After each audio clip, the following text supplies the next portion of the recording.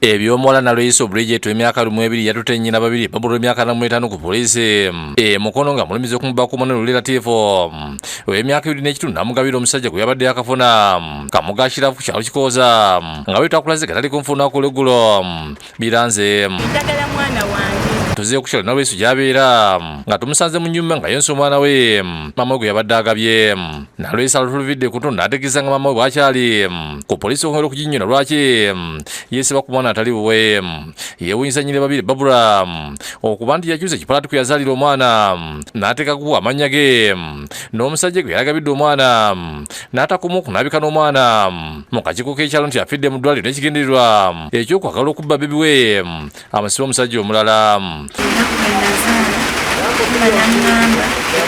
omwana we n'agamba taatawo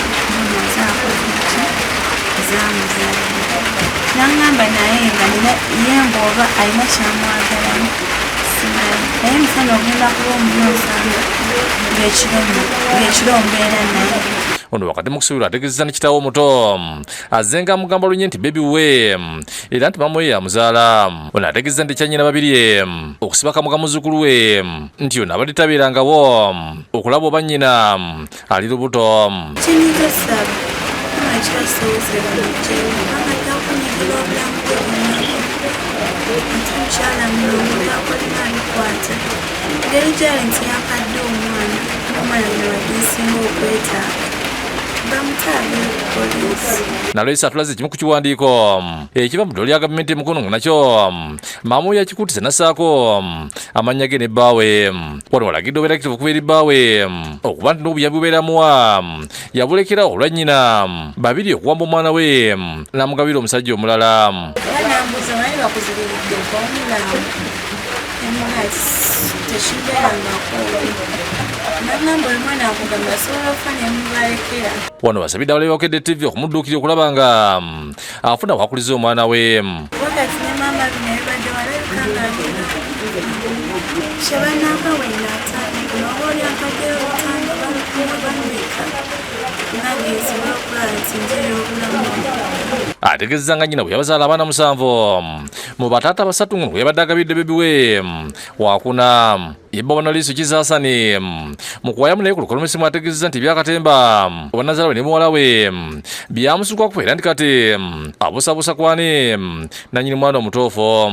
Nange nyine zinsoberanga nze omuntu nange netuuka ekiseera embeeso n'omuko nembeerawo nga nsirika busiisi nga sibanyega nagezaako okwagala okuposinga nembaga banna omwana muleke mutwaleko ewaffe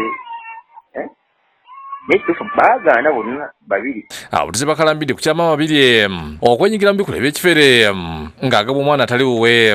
Ng'agamba olubuto olunuma ngenda kuzaala ebisa binnuma ne mubuuza ogenda kuzaala nga siraba lubuto oba lugenda kuvaamu bufi nagamba nedda lutuusa olwange lubeera bwe lutyo terukula tuba tuli awo olunaku lumu olw'enkeera nga azze ne bibi. Omukyalo okukusiba bbaawo omwana wa muwala we nga babadde babeera naye omusajja yonna taba mumagezi gonna gayinza kutegeera nti mukazi wange nga simulaba nga kona lubuto. Nze nga bazisinga nawali waggulu nga bakeera n'omwana ngi azitudde omwana nangamba omanye kasolo nga mponyo akaana omuntu ozaddeko abaana ekikubisa omwana wa muwala wo omuwe abasajja ogenda omukulisa bebi kulika bebi maama yagamba namuwonye kufuwa ebitusobedde. David Musikalyankolo yakusakidde eggulu ku Bukedde TV.